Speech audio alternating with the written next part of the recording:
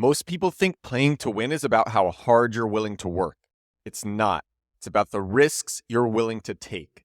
Welcome to episode 243 of The Edward Show. This is my daily growth hacking, growth marketing podcast. Today, I'm going to be telling a story that I told on the podcast once before, but it's a story that I think about all the time. I really think about this story so often, and I think it's worth repeating. I'll probably repeat it at another point.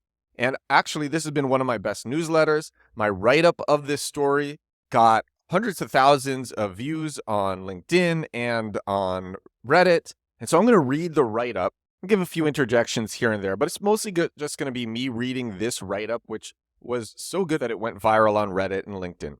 And really, that moral that I read at the beginning, that is something that I think about so much. Most people think that playing to win is about how hard you're willing to work. It's not. Playing to win is actually about the risks that you're willing to take, and I'm going to share some big risks. So this is the story. The name of you, if you want to read this article on my website, it gets like so many views every day. I think it's from SEO, but Google Search Console isn't showing the exact data, but I'm pretty sure it's coming from SEO. And the name of this article is The Secret Story of How Bobbi Althoff Got Drake on Her 4-Month-Old Podcast. Now, a lot of people don't believe this story. Having done the things that I've done, having seen the things that I've seen, I totally believe this story. People don't think someone like Drake would go on Bobbi Althoff's podcast because he's too big, that he wouldn't do that for free. But I've gotten people to do lots of free stuff, crazy free stuff, tons of effort, because they think that there will be some sort of payoff.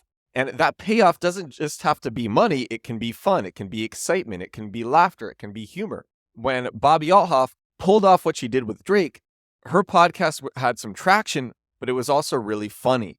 It was funny with Drake's friends. And so I think it's just totally believable that Drake would do this just for fun. Sure, he's really busy, but he's human like anybody else, and he likes doing fun stuff, and Bobbi Althoff made it really easy for him. So I'm going to read this article, which comes from my weekly growth hacking newsletter. If you want to check out the newsletter, it's edwardsturm.com/newsletter. I think the one that I put out just yesterday was really good, but let me read this story. All right, so it starts. The underdog story. In only 4 months, TikToker Bobbi Althoff went from no podcast, no industry connections, mid-level influencer to moms. She's a TikToker, has no podcast, no connections, and she's just a mid-level influencer on TikTok to moms. 2, #1 podcast in the world. At the time of writing, it went up to number 1. Then when I wrote this, it was down to number 10. It was at number 1. I don't know what it is now. Signed by the most prominent talent agency on the planet, which is WME, William Morris Endeavor. Doing podcasts with A-listers. Influencer to everybody. Getting recognized everywhere. She became hyper famous from this. And I wrote a 17-step how she does it. And that's what I'm going to read now. The 17-step, how she pulled this off. She wants to start a podcast and get celebrities on it right away. Since she has little distribution for the podcast and is not famous, getting real famous people is not easy. By the way, episode number 62 of the show, The Edward Show, it's called Forbes Executive Director Reveals How He Got Kim Kardashian on his podcast at 16 years old. My friend Brett Cohen, now he's the executive director of events at Forbes. So he throws all of Forbes events, all of them. And we met, he's like one of my best friends in the world. We met, I think, 14, 15 years ago. We were both interning at ABC. And so I had him on the show, episode number 62, and he had one of the first podcasts. He didn't continue it because he didn't know podcasts were going to get big. And at 16 years old, he was getting A-listers on his show. He was getting some of the most famous people on the planet onto his podcast that not many people listened to because not many people listened to podcasts at the time. And he did all sorts of crazy things, all sorts of manipulations to get them to come on. And it's a really good episode. I would totally recommend this one, episode 62 of this show. But okay, so I'm going to go back into Bobbi Althoff's story now. So she wants to start a podcast. This is number 1. She wants to start a podcast and get celebrities on it right away. She has no distribution for the podcast, very little distribution. And she's not famous. So getting real famous people is not easy. Number 2, she puts up a TikTok saying she will give anybody who successfully connects her with a celebrity $300. Anybody who successfully connects her with a celebrity, $300. Number 3, she gets connected with comedian Rick Glassman. She gives the person who connected her $300. Number 4, Rick Glassman agrees to do the podcast for free. Rick Glassman thought it was funny. He thought it was fun, agrees to do it for free. Number 5, and Bobbi Althoff makes it easy for him. So number 5, she travels to Rick Glassman, hoping he won't flake. Number 6, the interview with Rick Glassman goes well, and it's funny.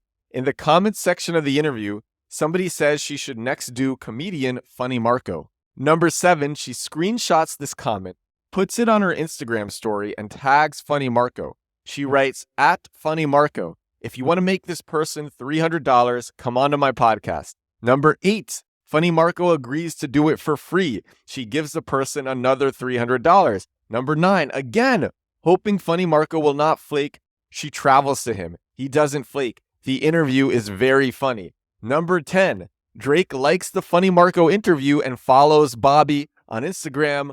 Bobbi takes her shot. Number 11, when are you going to come on the podcast? Bobbi DMs Drake. To her surprise, Drake responds. He says he's down and sends his tour schedule. And this part is crazy. Number 12, Bobbi realizes she needs to strike now before the opportunity evaporates. She gets a friend to help her film. 13, 2 days after sending the DM to Drake, she flies to Memphis where he is, hoping this will happen and he won't flake. So all of these things, she's traveled on her own dime. She's paying people $300 on her own dime. She's taking these risks with her money. She even does a podcast with Mark Cuban where she says to him, I've spent $20,000 on this and I've made no money so far. And she was just taking risks, hoping these people wouldn't flake, spending $20,000 to do this and her time. And so most people, when Drake sends a tour schedule, I think a lot of people, they might be too nervous or they might want to make it perfect. And they might spend way too long trying to set it up, and then it doesn't happen because Drake is busy. She needs to capitalize immediately. And so she realized that if she didn't strike while the iron is hot, the opportunity was going to evaporate. And she just gets a friend to help her film, buys last-minute plane tickets down to Memphis where Drake is, and flies down hoping that he's not going to flake. Flies down on her own dime, bring her friend on her own dime, and goes down. So number 14, Drake doesn't flake. They shoot a hilarious podcast from Drake's bed. Number 15, she releases a trailer for the podcast. It goes viral and gets 30 million views on TikTok. William Morris Endeavor reaches out when this happens and signs Bobbi. Number 16, Bobbi puts up the Drake podcast. It's since been taken down, but there's mirrors everywhere. The original version of the podcast on YouTube got 10 million views and boosts Bobbi's podcast briefly to the #1 podcast in the world. She was the talk of the town at this point. She was so famous. And she still is famous. Number 17, she goes on to get Mark Cuban, Lil Yachty, and Tyga after this. With each of them, she acts with urgency and never knows if they will flake or not. Most people think playing to win, this is how I started it. Most people think playing to win is about how hard you're willing to work. It's not. Playing to win is actually about the risks you're willing to take. This is episode 243 of The Edward Show. I hope you like this one. This read-through comes from my newsletter, edwardsturm.com/newsletter. I put so much effort into that newsletter, as you can see from this writing, and I think about this story all the time. I've been super viral before. I know what it's like, and it's really easy to get traction on whatever it is that you're doing when you are super viral. And sometimes you have to take risks to do that. Now, at the end of the day, the most surefire way to win, I say this all the time, I think I said this on 2 episodes ago, the most surefire way to win is to be consistent for a long period of time. And you shouldn't do things that will jeopardize that. And every now and then you might have the energy to try doing something a little bit bigger. And if it's an idea you feel strongly about, you should consider doing it as long as it doesn't compromise your ability to be consistent and go for a really long period of time. But this is something that I think about so often. What can I do that's really big? What can I do that takes more effort than normal, but will have a much bigger payoff than normal? It's about the risks that you're willing to take. Thank you so much for listening. Thank you so much for watching. I will talk to you again tomorrow. Bye now.